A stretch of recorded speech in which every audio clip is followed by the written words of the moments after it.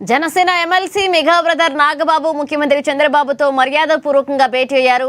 AP green executive committee chairman గా బాధ్యతలు స్వీకరించిన అనంతరం ఆయన సతీ సమేతంగా ఉండవల్లిలోని సీఎం క్యాంప్ కార్యాలయానికి వెళ్లి చంద్రబాబును కలిశారు. ఈ సందర్భంగా నాగబాబు దంపతులను సీఎం చంద్రబాబు సత్కరించి నూతన బాధ్యతలకు గాను శుభాకాంక్షలు తెలిపారు. అంతకుముందు మంగళగిరిలోని అరణ్య భవన్లో ఏర్పాటు చేసిన కార్యక్రమంలో Nagababu AP green society chairman గా బాధ్యతలు చేపట్టారు. వేద పండితుల మంత్రోచ్చరణల మధ్య ఆయన తన అర్ధాంగి పద్మచేతో కలిసి ప్రత్యేక పూజలు నిర్వహించి పదవిని అలంకరించారు. ఈ పదవికి ప్రభుత్వం ఆయనకు కేబినెట్ హోదా కల్పించింది.